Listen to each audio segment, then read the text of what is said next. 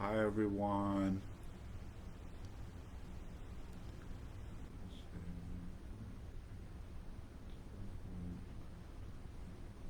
Hi Joanne.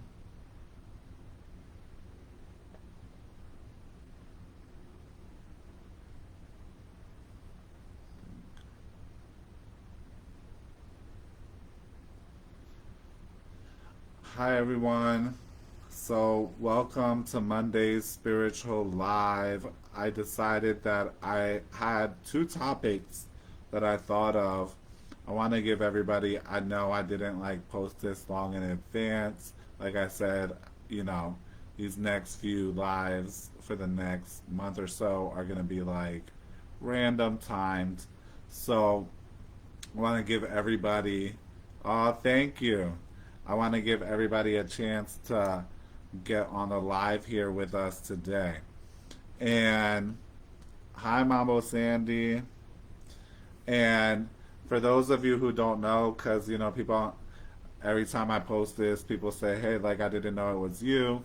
I also wrote these two books, The 21 Divisions, Mysteries and Magic of Dominican Voodoo, and Espiritismo, Mediumship and Magic. All right. So today I had two topics that I was thinking of going with, and I wanted the viewers to kind of decide what we should go with. And one topic was discrimination in the ATRs. And a second topic was basically responsibilities of servants of the mysteries. So both of those topics that I thought of, responsibilities to the mysteries or to the spiritual path versus, hey, Javier, versus basically discrimination in the ATRs. Hey, Didi, hey. All right, do your thing, training. Responsibilities to the mysteries. So we got to vote for responsibilities to the mysteries. And again, like for those of you just joining, I wanted to do a little vote. Who wants to do the live on responsibilities to the mysteries versus discrimination in ATRs? So, for those of you just joining us with the live, but I mean, I got one vote here, and I like to move things along. I don't like to hold y'all up, so I'll give us like a few seconds left before I say, hey, I'm going with the vote. Okay? Jazz gave me a vote already here. So, responsibility. All right. We got a vote for both and a vote for responsibility. So, 3-1 wins. That's how we do it. So, responsibility to the mysteries and to the spiritual path. Naturally, everything depends upon your. Oh, happy birthday, John Ross. Happy birthday. Everybody has a different level of responsibility to the mysteries depending on your practice, your spiritual practice within these traditions and within any spiritual practice. But I'm going to give you some foundation, and that pretty much is true across the board for many things, and then some specific things depending on if you practice a path on which I can speak about, and some things that I can speak about only to some degree. You always have to know where your line is at. So, spiritually, you're responsible for your growth. You're responsible to continue doing what it takes for you to grow on the spiritual path. That's your responsibility. It's no one else's responsibility to make sure that you're continuing to grow on the spiritual path. When you put that responsibility in someone else's hands, you take your power away from being able to continue pushing forward in your life. So Hi, Kiera. Blessings. You take the power out of your own hands when you put that responsibility in someone else's hands. When you're looking to grow spiritually, there's a couple key pieces that you need. You need one, you need what we call the connaissance, el conocimiento, the wisdom, the knowledge to do whatever it is you're trying to do. Two, you need to have the development of fuerza or spiritual power. And fuerza is called many different things depending on the tradition. That could be fuerza, that could be force, that could be ache, that could be whatever that's called. You need the fuerza in order to be able to do it. Three, you need the practice. Makes perfect. So you need practice in doing it. Doing things over and over is not something that is bad. It's something that makes an expert. Anybody who's an expert at something has done that thing many, many times. And those practices depend on what tradition you're in. Those three things, as well as the responsibility to be accountable for yourself and your actions or lack thereof. Okay? Consistency is the key. Consistency to those three things. Now, if you are spiritual, but let's say you don't have a tradition, follow a tradition, whatever your case may be, okay? You need to have a practice. You need to have a practice. You need to have things that you're doing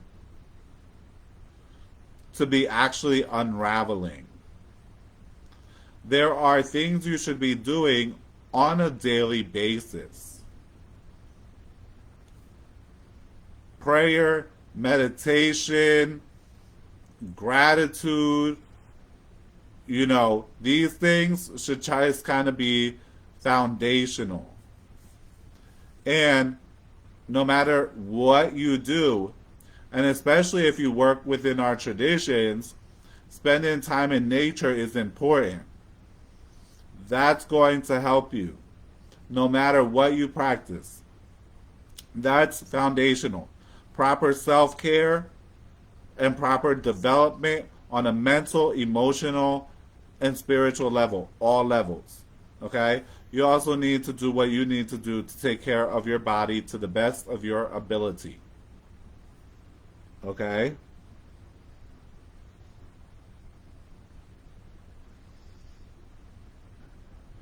So I want to answer the question before it disappears from me. What's the reason when the mysteries now a caballo and choose someone to become a servidora? It's because someone is born to be a servidora. The person who is told to be a servidora by a misterio was born to be a servidora de misterio. Okay? Humility cannot be practiced. All humility that is practiced is false. That's why humility is not something I tell you to practice. Anything that you practice as far as those character traits will be false.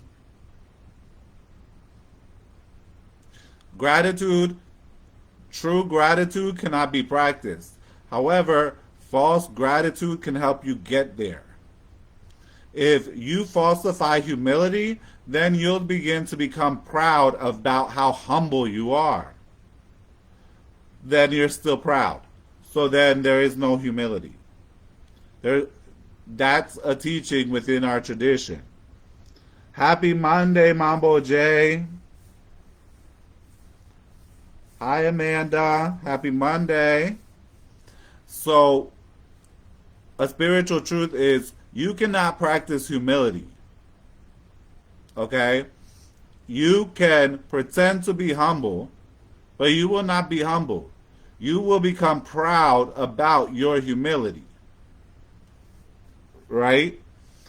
And that's why anyone who was taught to be humble will become proud about how humble they are versus everybody else not being humble.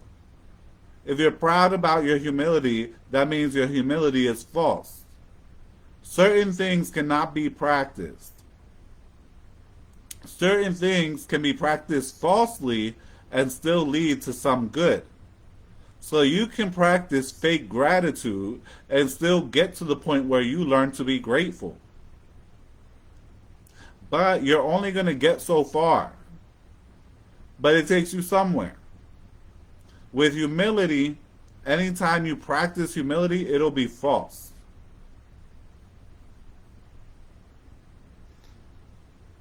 Yeah, you can embrace humility, embrace gratitude, but embracing it and integrating it is going to be two different things, and that's where the stumbling block lies.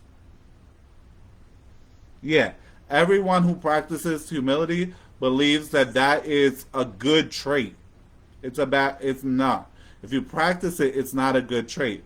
In fact, when someone is truly humble, you're not even going to recognize it because people confuse confidence and pride.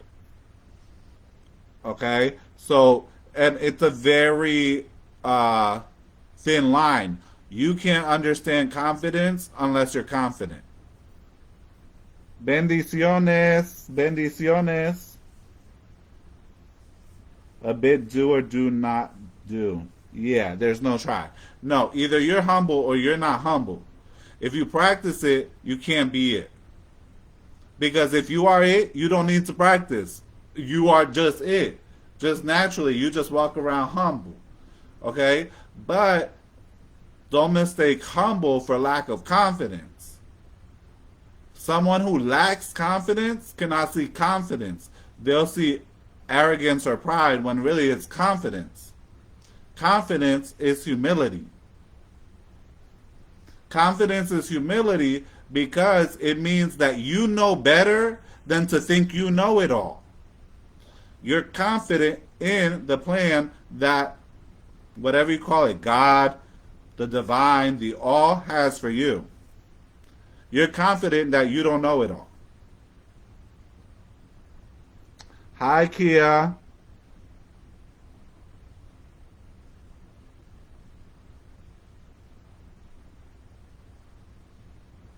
No, they just are. They're not character traits that you can falsify. The same thing like other things like being considerate, being generous, they can't be falsified.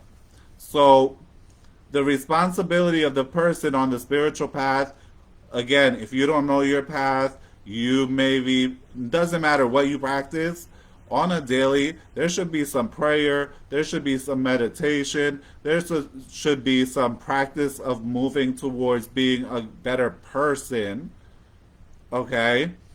And self care, time in nature. This applies to everybody. If you have a body, it applies to you, okay? And looking at things and starting to allow yourself to not know. Okay? If you can allow yourself to not know so much, then you can start to know. But that's a hard process. So start with all those things. Now, if you are someone who practices one of our traditions, okay? I totally get that, Joanne. Yeah, real does recognize real. Now, if you are a practitioner of one of our traditions, and when I say one of our traditions, what I'm saying to you is ATRs, Afro-Caribbean traditions, African traditional religions, etc., etc.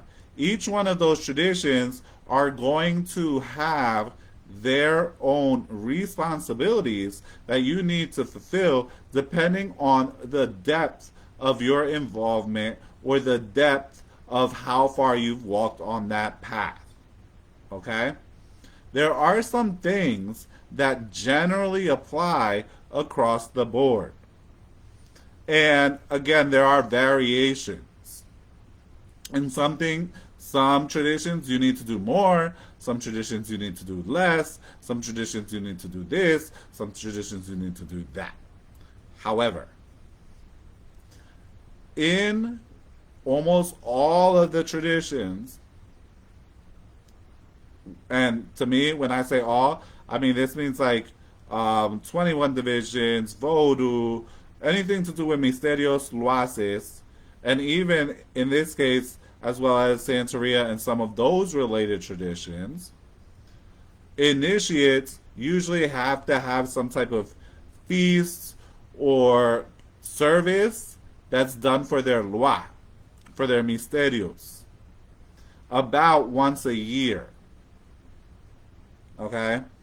In some traditions, there's more than just one that you need to take care of that. Okay?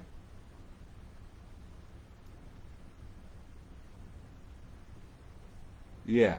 They are high maintenance. Okay? That's one. In all of them, if you are an initiate, you have altars to take care of. Altars should be getting taken care of like at minimum once a week. Usually, they're going to require a bit more work, especially if you're actually working on developing yourself in the path that you've been called to. So, if you're a spiritual worker, you're going to be attending that altar a lot, baby. If you are any type of initiate, you're going to be attending that altar religiously at minimum once a week. And that's if you're not initiated at one of the higher levels of spiritual work or within the priesthood of your tradition. Now, no matter what tradition you practice, until you have the rights, the knowledge, the wisdom, the connaissance, the conocimiento, in various traditions it's called permiso, licencia, pasai, okay? The rights, the knowledge, and la fuerza, the force, the H, the whatever they want to call it, until you have those three things in order, initiate is expected to have somebody who does have that in order, who knows that, making sure that gets done for them. They become the host, although they have usually their godparent, their madrina or their padrino, their mama, their papa, whatever it is called, that's going to take care of that once a year, that they're going to make sure they commission that person to take care of that. If they don't know how to do it, you need to go get someone who knows how to do it. There's nothing wrong with that. Not everyone is called, not every priest is called to do ceremonies or whatever the compromiso is, parties or feasts or whatever it's called. Not every priest is meant to be that or do that. That's why priests have a network of different priests that are meant to do different things. Most of these things take a lot of study and knowledge, no matter what route that priest has been called to. So that I want to read some of these comentarios, some commentaries here before I continue, because this makes it kind of like leave me.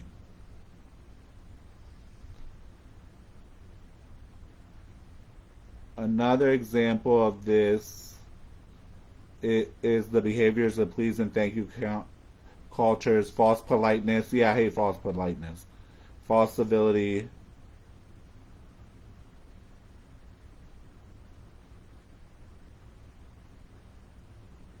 Which is one. You're going.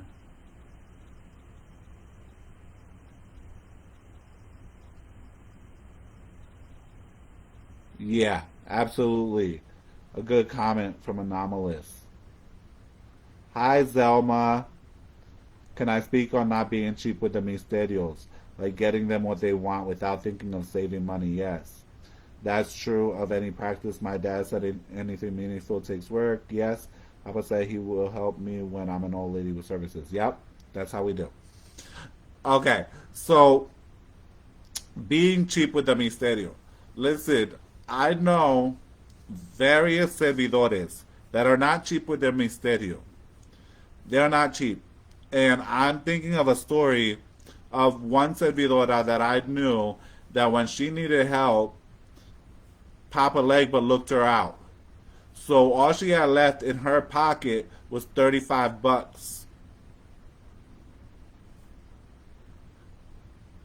She wanted to get Papa Legba a cigar, but a good cigar. And she spent that 35 bucks and some change that she asked from her friend who was with her to buy that cigar.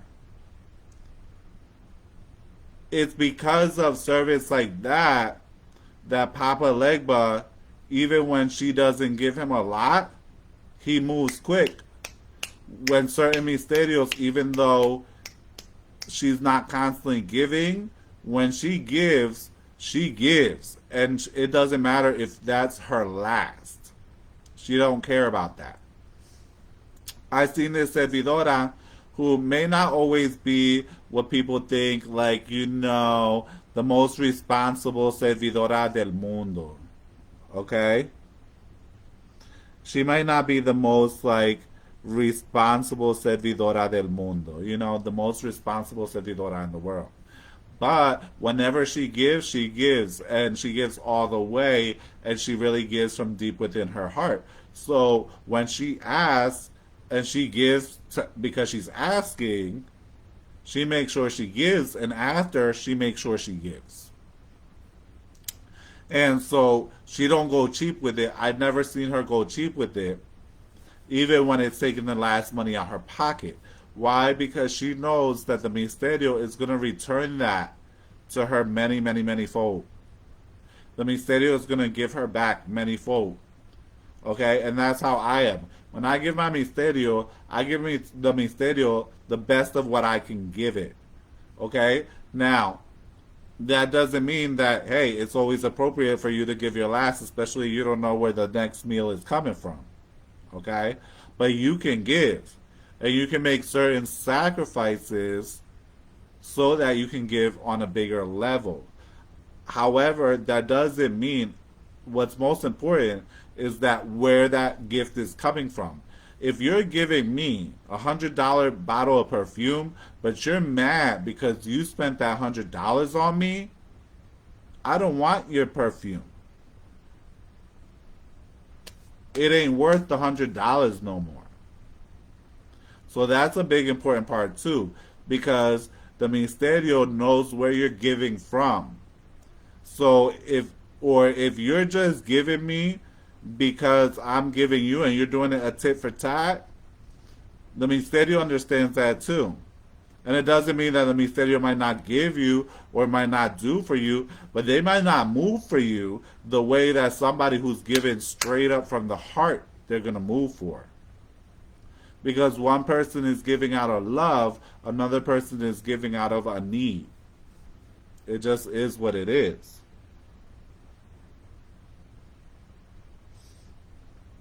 Okay?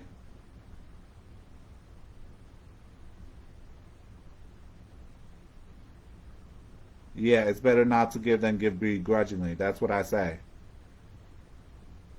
Okay? Exactly what I say. Don't give begrudgingly or just don't give. Okay? Because it's no different. You're a spiritual person and somebody gives you something begrudgingly. You know that. You ain't dumb. You can feel that. What you think? The misterio don't feel that? The misterio knows that. They know where it's coming from. And that's why my grandmother had a saying. One time, God appreciated more a lady that gave her last 3 pennies, but she gave it from her heart, than the man, the billionaire who gave $1 million. So that's why sometimes people look at what other people offer and they look down at that. But that person can be, you don't know the sacrifice that that person made to give that offering. You don't know where that offering came from and the sacrifice, the time, the heart that it took for that person to give that offering. That's why That's number one. Number two is misterios, your spirits, they get accustomed to certain stuff.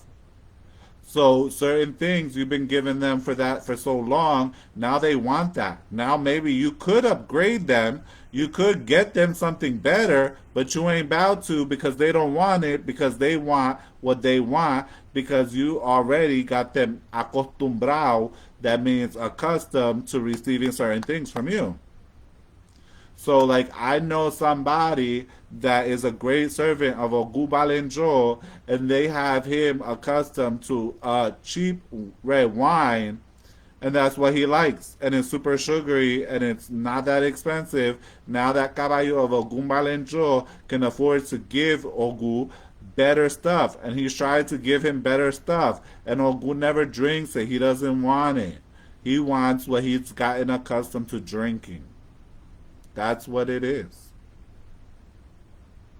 Okay?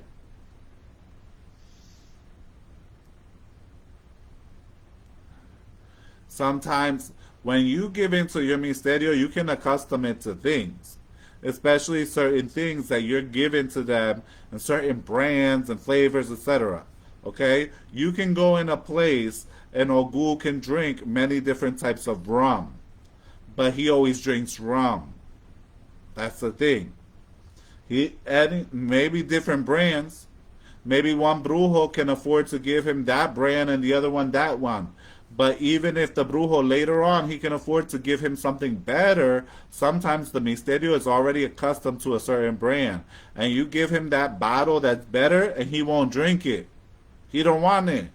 He wants his stuff. Just like sometimes you got a certain thing that you like and you know it's like cheap and you could buy better stuff to eat, but you like what you like. It's your flavor.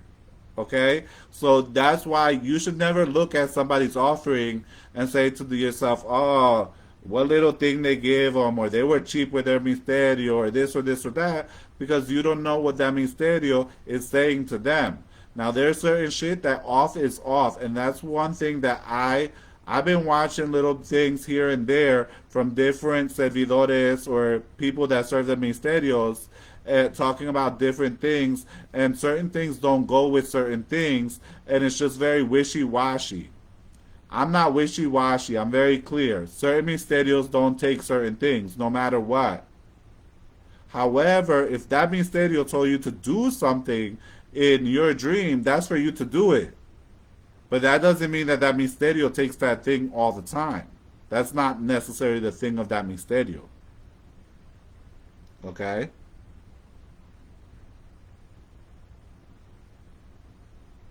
Yep. Yeah. Yeah.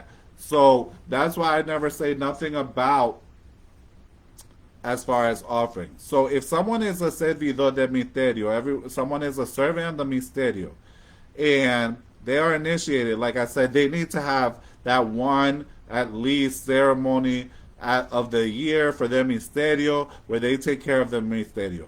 If they don't know how to do it and they're an initiate, then where they got initiated, if everything went right there, everything's beautiful, mwah, mwah, mwah, between godparent, godchild, da da da da. They should have somebody who has the conocimiento, the fuerza, and the passage to go ahead and the practicum, the practice of doing it, to do it for them, and so on and so forth. Okay? Now, when what, and that can continue that way. Like I said, some brujos, some caballo de misterio, some this, some that. Everybody has their different callings. Some people are not ceremonialists. That's not what they do. They don't do manis, prières, whatever you want to call it. That's just not their thing. They do spiritual work, or they do healing, or they do any other number of things. And so they might always have somebody else who does that, because that's why a person has their house if they're initiated. Now, if you are not initiated, that's not expected of you. However, something that if you are a servant on the misterio and you are not initiated, one thing I recommend to people is, put a nice set of offerings out for your misterio once a year. especially your main misterio. Prepare them a nice table. And I see a lot of people especially who are here in the US who are initiated and they don't know to do that. And that's okay because maybe wherever it was that you got initiated, whatever, lo que pasó, pasó. Whatever happened, happened, and you didn't know to do it. Okay? But if you're initiated and you don't have a priest that can help you do that ceremony, then at minimum, prepare a table for your spirit. And if you don't know how to prepare a table, you can, like, I'm more than, and you're an initiate, etc. You come to me, we check you out, we see what we can do to help you get the knowledge to do what you got to do.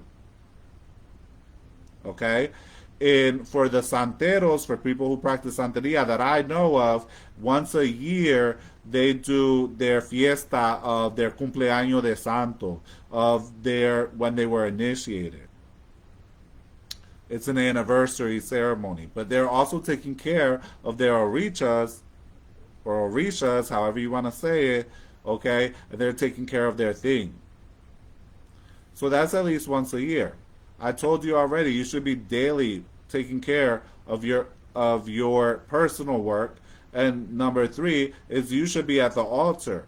The more you're working on your spiritual progress, the more you should be attending the altar. At least once or twice a week. You should be attending your altar. Especially if you're working on practices and things that you've been told to do to develop and you've been taught how to do them. Okay? Yeah, that's true too. Okay? So, in that, something I want to mention real quick that Mambo Sandy said, which is true too, if you're an initiate, you should have instructions to your family in the event of your death so that money and the person, like if it's me, it's me, if it's somebody else, it's somebody else, can have what they need to do your ceremonies of death. It doesn't matter what tradition you are in. If you're in a Caribbean tradition, in ATR, ADR, whatever you want to call it, ATR, ADR, ACR, I really don't mind how you call it, then there is ceremonies that are done once you die. And that should already be on track as to who needs access to your body, who needs how much, what they need to do, how much money, etc., so that can be handled for you. So that's already taken care of. Okay? So that's already taken care of. Now, if you are an initiate or if you are not an initiate, another thing that I see people do, and again, I'm not criticizing it. Everything that I'm saying here, everything I'm teaching here is to help you. And if you see yourself, you've done it, and you might need to start not doing that, okay? And it's to help you so that you're not out here wasting your energy and your effort.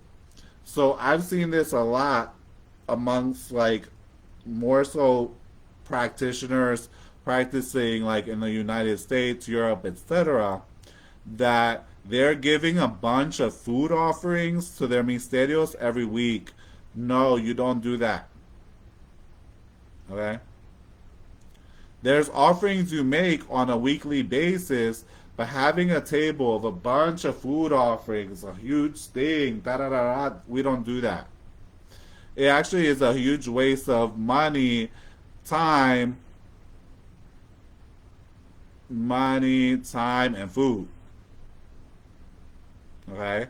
When you celebrate your misterio at least that once a year, then you can make a table of all their beautiful foods, everything that they need, everything that they want, etc. But you don't need to be giving them a food every week. Now, certain misterios may come to you, or you may have personal compromisos, what we call them, right? Personal obligations or rules of maybe certain offerings you might need to give once a week or once a month or certain times a year. that's based on you, your misterios, etc., etc. But most people, most of the time, don't need to be cooking a bunch of different platters. And when I'm talking about a bunch, I'm talking about an abundance of all this food to the misterio. That's a big waste of food. It's a waste of energy. It's a waste of money. The misterio doesn't require that from you. Your misterios do need to be fed every so often, which is part of what that yearly ceremony does, is part of what that other compromisos take care of. Hey, Michelle. Hi, Leilani. So, if you're a practitioner or a servidor of the misterios and, you've been doing that. I've gone to a lot of people, I've seen them doing that. And they're like, Papa, I need to save money. I got an easy spiritual work for you. You're going to have to give your misterios this. You're going to have to talk to them and tell them, hey, I know I've been overfeeding you for some time, but I know better, I'm doing better. I'm learning, my knowledge is growing, and I gotta reel all these offerings back, and slowly you gotta start weaning your misterio off of that and rolling that back, because otherwise you're hi Courtney, otherwise you're over serving the misterio, and when you overserve too much food to the misterio, okay, it's like hi Marie, it can be just like we say that you make it lazy, right? When you eat too much food, you want to go to sleep, you want to rest, you get too full, you get lazy. So that's why if you haven't been taught that before, now you're learning it. Like if you're overfeeding where you're giving food every week and a bunch of food to your misterio, that's unnecessary. What else is unnecessary that I see people do, and it looks pretty, but it's not necessary, is for you to have a 7-day candle burning 24/7 for every one and all of your misterios. It's not necessary. Okay? You don't need to have, it's pretty, but it's not necessary that you be burning a candle 24/7. For all of your misterios. You have 10, 15, 20 candles burning all the time. Okay? Yeah, I remember the cakes. That's an example. I knew a servidora that every week she would bring a bunch of cake, she would bring a bunch of candy, she would basically serve all the misterio, all their various foods once a week. And it just ended up this huge pile of food and things like that ended up a waste because the misterio is going to take the energy from it. Okay? They're going to take the energy and the force, but the food is still there.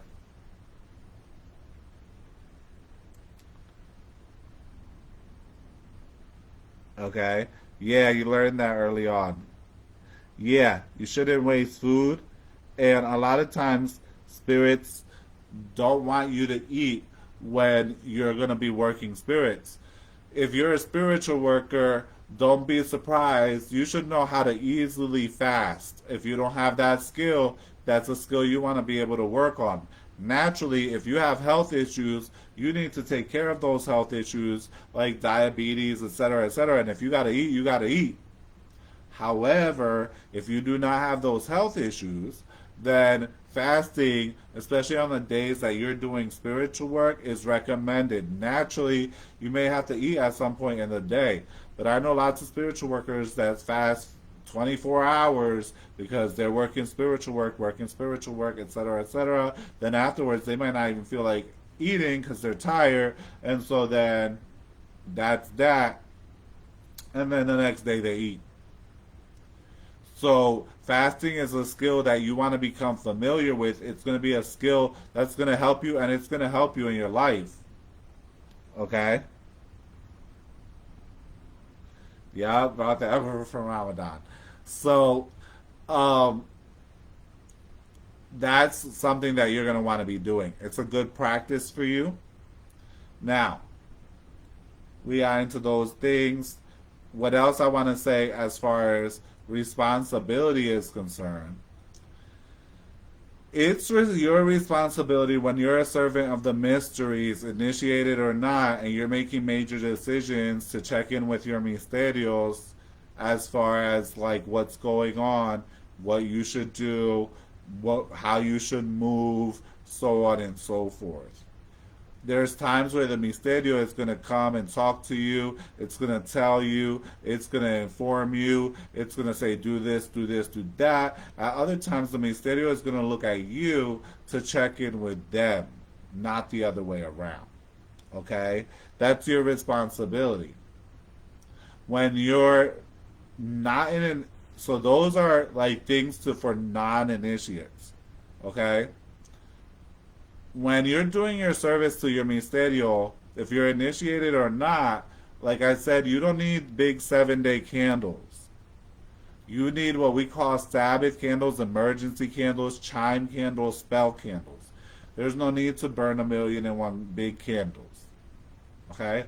Some people like to heat up their altar and they burn those candles on a day of spiritual work, or they burn that candle for the day for that misterio and they turn it off on the next day. That's up to you. That's another way of making service. If you are initiated or not initiated, about once a month, you should be taking a spiritual bath. Some people overdo it.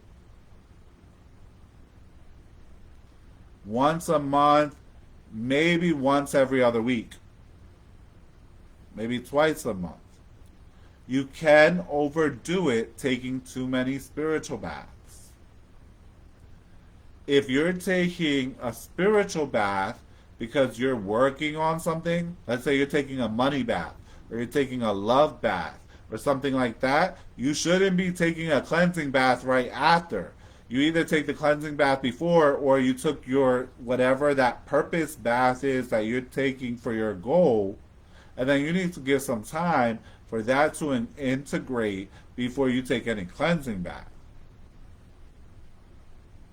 A lot of cleansing baths are designed to remove everything.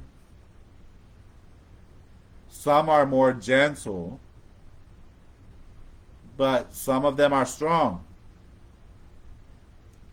If you are or aren't initiated once a month, you should be taking yourself a cleansing bath. And like I said, if you have your brujo, you have your padrino, your madrina, then you go to them to prepare for you if you don't know how to prepare it. Or if they deem that you have what it takes, they can teach you how to prepare for yourself. If you are involved in training, let's say you're spiritually training on the regular, week to week, you are spiritually training, you are developing, you are doing a bunch of development work on the regular, on the weekly, on the daily, you do not need a spiritual bath once a month. What you need a bath for? You're developing. You're doing the work. You're pushing through. The spiritual bath once a month is for a person who's not doing what they need to do to up their conocimiento, to up their fuerza, or to up their practice. They're not doing those 3 key pillars. They need a bath about once a month. If you're doing those 3 key things, you have a practice in place and it's regular and you're doing daily, weekly practices, you are upping your conocimiento, you're learning, you're gaining your knowledge, you're going to your godparents, you're progressing, you're taking classes or whatever, they're giving you whatever practices you need to be doing. You're doing your practices to develop your fuerza. You're doing your servicios, whatever service and compromisos you have in place. You shouldn't need a bath once a month. If you do, something on one of those things is not right. Okay?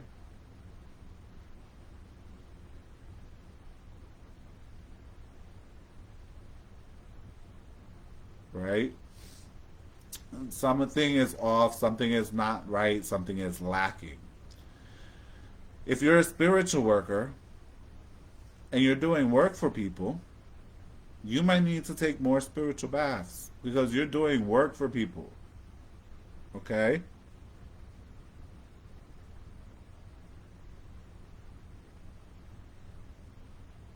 Yep.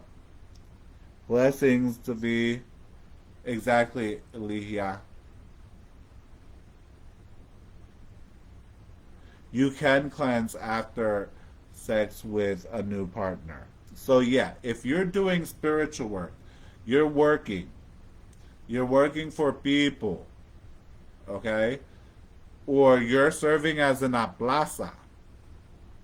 Depending on how that works, you take a bath more often. Once a month, twice a month. Some people like to take a bath if they're aplazaing after every so many times, or if they're in plaza every week, whatever. They might take it more on a weekly basis. If you're a brujo, you should be taking a cleansing at least once a month, maybe twice a month, okay? Because there's something else you should be doing, which I'm going to say in a moment, okay? I want to address that. And then,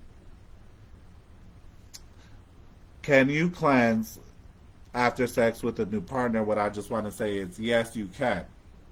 Okay? You can cleanse after having relations. Okay? And it's recommendable. Recommendable that you do that. Now, if you're working for people, not only should you be doing cleansing baths, and this is why you can't do it every week, okay?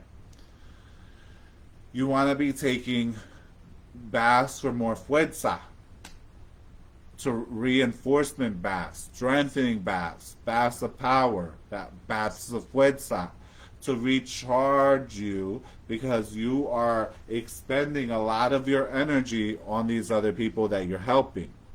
If you don't know how to do that, like I said, you reach out. If that's something that you need to know, learn, whatever, we set up a class. We get that information to you. But if you're doing workings for people, you don't just want to be taking off, taking off, taking off, taking off. You want to be putting some fuerza back, some luck, some strength, some power back into place. This is why if you're working with people, usually you don't just have the compromiso or the responsibility to have that once a year where the misterio gets served for you, but usually it often increases. Again, it depends on the society, the lineage, yada yada, but it often increases more because that fuerza, you're constantly working that fuerza, and while it gives you practice, while it helps build you muscle, it also eats away. You're also expending lots of energy on people. Okay, you're doing a lot for other people. And especially if you're dealing with heavy people, heavy clients, people that got a lot of shit going on for them, okay, or they are a lot to deal with, you want to be bringing that back in so that, you know, you're not walking around here like barely able to make it, okay?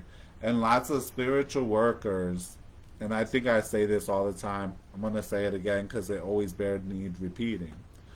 Because a lot of spiritual workers work for other people, it's easy for them to become lazy or not fulfill practices for themselves because sometimes after you're tired you get tired once you're doing all that work for other people. You can only run so much in of the battery. So it becomes really easy for, because so many people might be coming to you or they need help, etc., to put yourself last and not get to yourself how you need to. And then you, the one, end up suffering for it. There's a lot of good caballo de misterio, spiritual servidores, jungans, mambos, great jungans and mambos, great servidores, caballo de misterio, whatever you want to call them, santeros, etc., etc., etc. Okay, a lot of great people out here doing the work for people, but they fuck themselves up. And they do that by not taking care of themselves first. Not only does that not help them, but even the people that are coming to them kind of suffer a bit for it too, because they're not getting the best version of that priest or priestess to help them and to work for them. Bendiciones, Becky. They're not getting because that person isn't operating at 100% for themselves. And a lot of spiritual workers, I've done it. Every spiritual worker I know has done it. If you haven't done it, then maybe you ain't been doing spiritual work. Maybe sometimes you ain't been doing it exactly for the right reasons, because sometimes that reason to help other people and that also drive to help other people will drive you past where you should be going and cause you not to do what you need to do for you. Okay? Because it's just like you end up putting other people first too much. A lot of spiritual workers do it. Okay? So, like most spiritual workers, if they ain't done it, they will do it. It just is the way that it is. There's nothing wrong with that. All that has to do is you have to like get yourself back in alignment with what you need to be doing and taking care of your shit first. Then do everything else. Make doing what you need to do a requirement instead of an option, in the sense of make it your requirement to do that first before you can even touch anything else. And at first, you're going to need to use discipline in order to do so. Before you even touch, before you even start doing for other people, make sure that you're taken care of, whether it's the day of or the day before. Okay? If you don't have the training, the essence, the conocimiento, it makes it a lot easier for you to fall into that. So that's an area that you need to get shored up. That's all that is showing you. Because what I'm telling you, it's a lot easier said than done. Easy for you to fall back into the old track. So that tells you that there's some conocimiento that is missing, things that that person, that spiritual worker needs, so that they can make sure to continue to follow through with taking care of things in the proper order. Okay?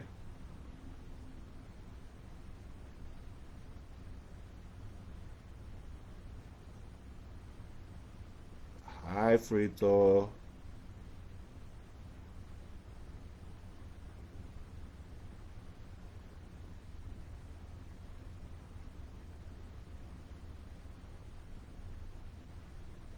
Yep.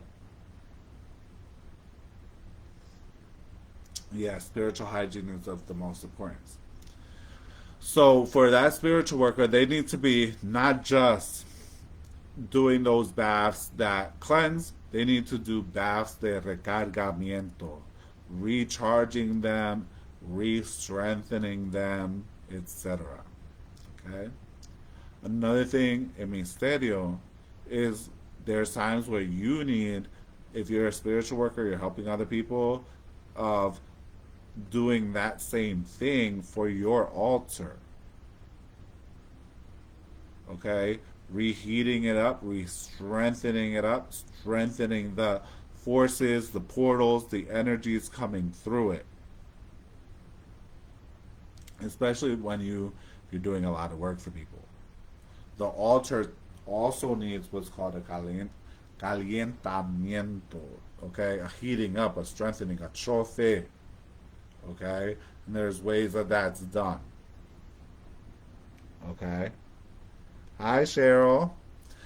And if you are doing your spiritual work for other people, okay? There's a little bit of a difference if you have a place that people are coming. If there's people that are coming to your altar in person, not just you're working for people at a distance, if they're coming in person to your altar to work, especially if it's more than just an occasional one person here or one person there. This is happening week to week, month to month. There are certain protections if you practice misterios. When I say that, I mean 21 divisions, sanse, voodoo. All these traditions that practice misterios are actually have a lot of similarities, a lot of different terminologies, but a lot of similarities, a lot of things that may be called different, same thing. There are certain protections, guardians, cleansing practices that need to be there in that altar. There are certain puntos, point, whatever you call it, puntos, that of certain spirits that are meant to be in altars, certain misterios that are meant to be in altars that se atiende gente, people are attended at. That's something that if you have a botanica, that's very important. If you have a physical botanica that people are coming to, that's very important.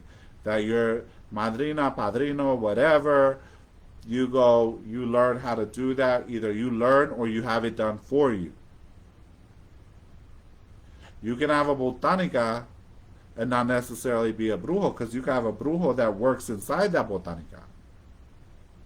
You could go to another brujo to prepare that for you, to your brujo. Okay?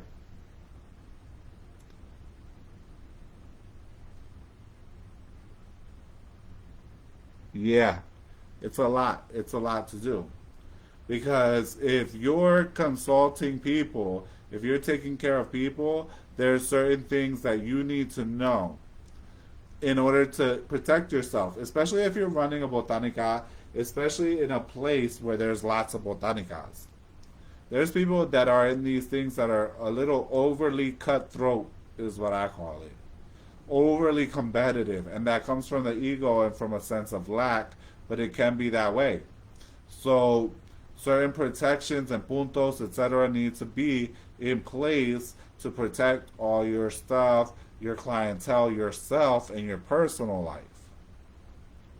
This is part of the reason that when one practices the 21 division Vodou Misterio path, there are certain protections that spiritual people who are meant to do spiritual work are going to get. And specifically speaking, within the realm of misterios, there are certain things that if you're a spiritual worker, you may not be a horse of the mysteries. You may not be a caballo, a shual. You may not be, or you may be. You may not be a priest. You may not be baptized, or you may be. But in either case, there are certain protections that need to be had in place if you're a spiritual worker. Too many times we've seen that cause hot mess. We had a lady, her whole life was a hot mess. And she had many businesses, and all of them were failing. And it was because she set herself up with a botanica. She was never taught how to do that, etc., etc. Basically, she was doing that in Philly. It was very cutthroat. They made sure to keep her down. That wasn't going to work for her. Okay? And that's just how it can be. In the town that I grew up in, okay, there's only ever been one botanica that's ever lasted there. And that's the oldest botanica. And it's because she's gonna make sure that she's gonna run you out of town. I give that lady you gotta give credit where credit is due. She ain't playing. Okay? And I remember several buildings where people would go ahead, open up a botanica. None of them would last even a year, usually around 6 months or less, because she's going to run your ass out of town. You ain't coming over to where she's at to come start taking people and start doing work. Now, there was plenty of spiritual workers that worked from their house, but she was the only botanica.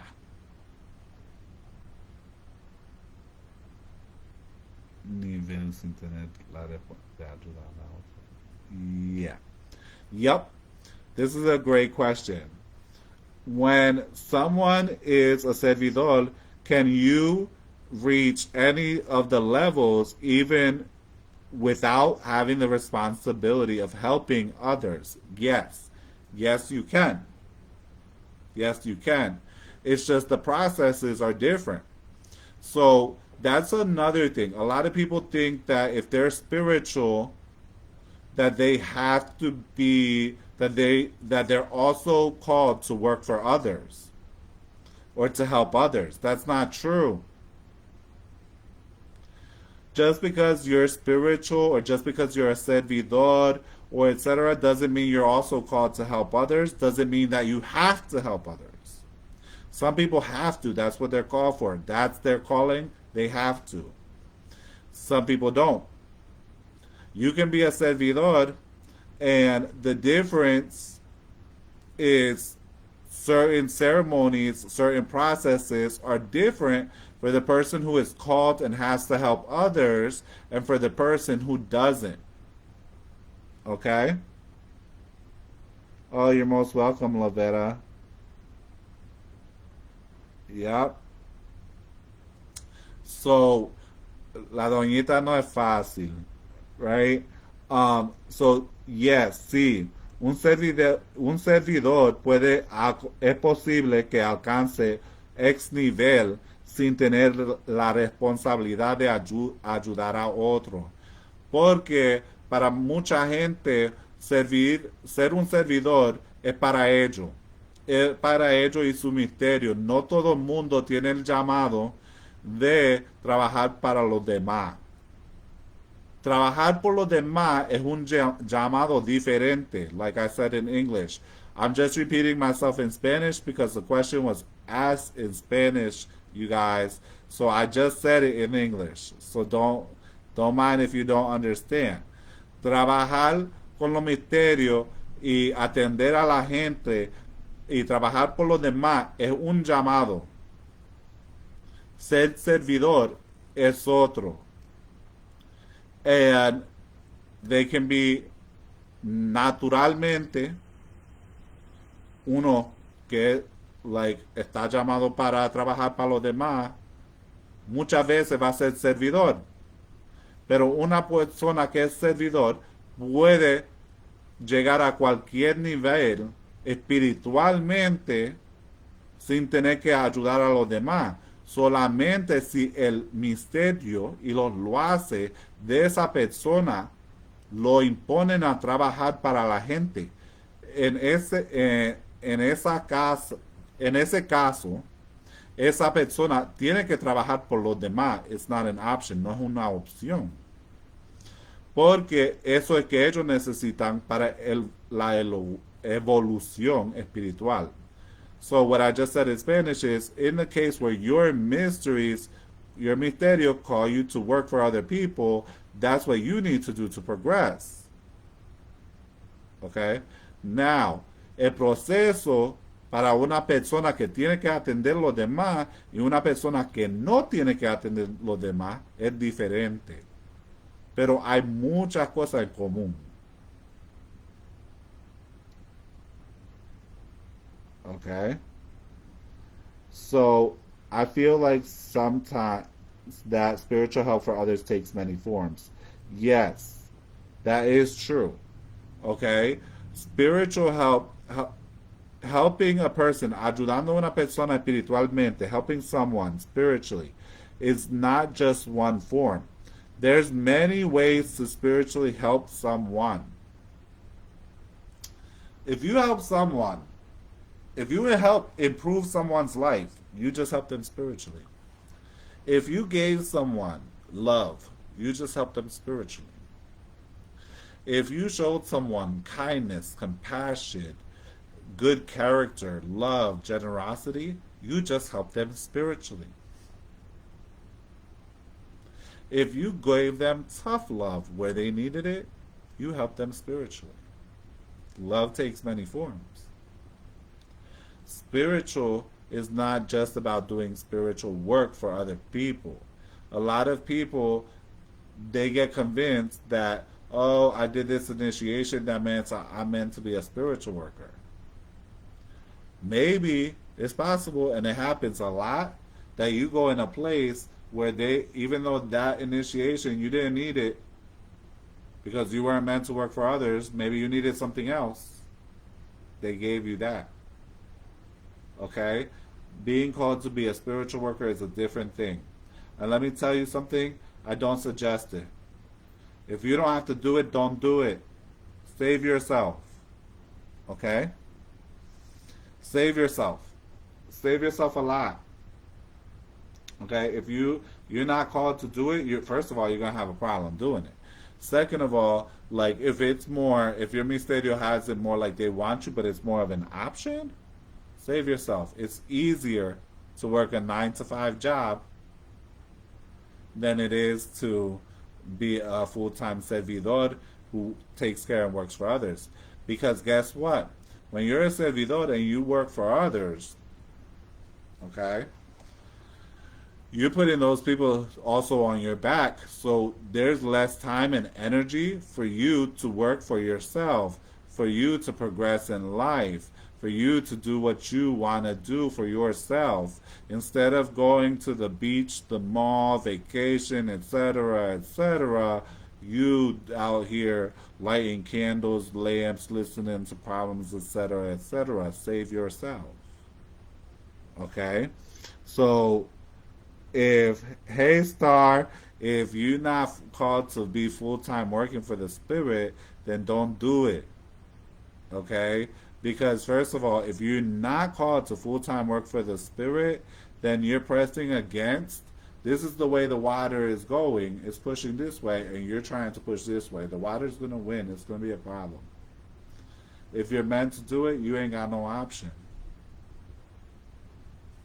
If you're not meant to do it, or if your Spirit gives you an option, it's not like a push, it's not absolutely necessary, save yourself. Don't do it. Get a 9 to 5 job. They give you paid vacation days, benefits, 401k, IRA, medical benefits, dental.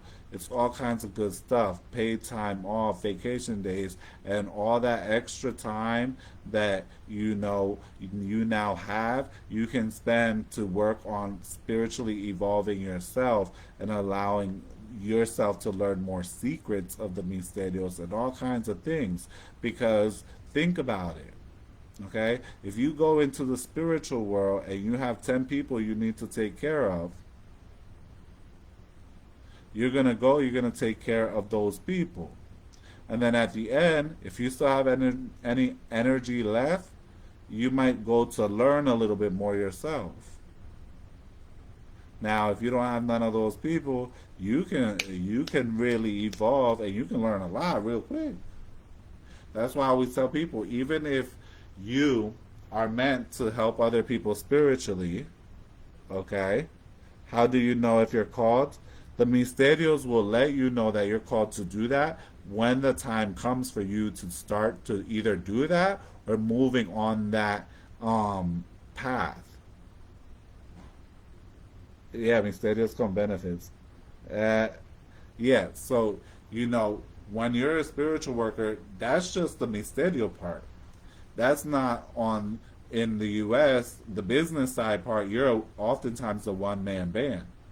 So you are doing whatever advertising, you need to talk to people, you need to do accounting. A lot of people are a one man band. And that's the physical side. And that's not even the physical side of serving the misterio and doing what you need to do to serve the misterio, to take care of the misterio, so that you can take care of other people.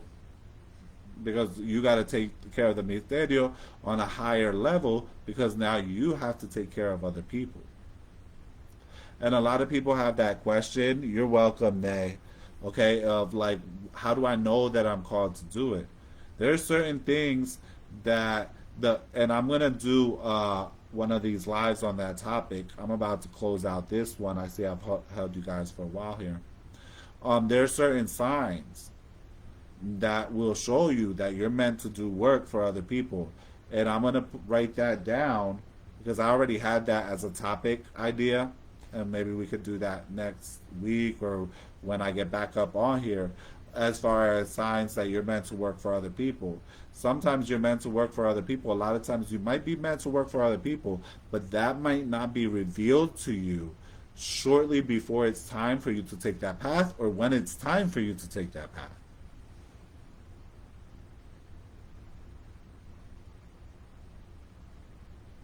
Yeah, that's because once you get to a certain point, that's what I was just saying, Lihia, right? That she said when she first started, she was told that she would just be working for herself. Then Candelo changed this after some time and said no, she has to work for people.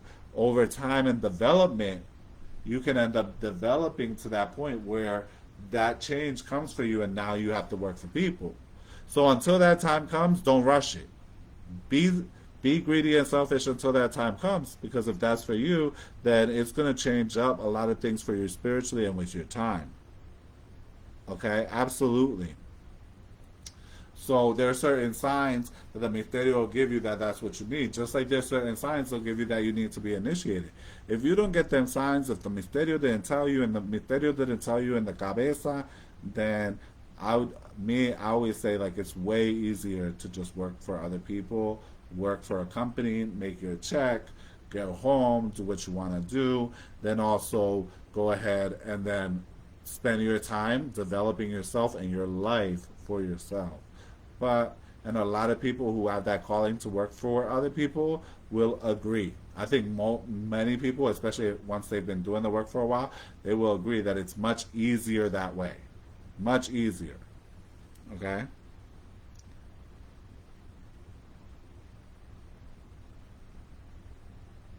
Yeah, that's the point. You should still be able to work and learn and progress and evolve before initiation, after initiation, during initiation. Okay? And whoever you're training and evolving and who's showing you the path should have that available for people who want to do that. Okay? But some things it's a time will show, time will reveal. All right. So many blessings to all of you. I know I went a little bit longer than usual. As always, if you like to make a donation to our mission, the spiritual house, the temple, Mystic Temple we just opened, you can do that Cash App, $ Hector Salva, or help at mysticalwork.com via PayPal. It's always good being here with you. We have the podcast. It comes out every Friday. We have the YouTube, which usually contains everything I put out here and on TikTok. And so we got our TikTok. Make sure you check us out on all of those mediums, whatever you want to call that, and the platforms. And stay blessed. All right. You're most welcome, everyone. We'll speak again at some point next week. Big love. You're most welcome.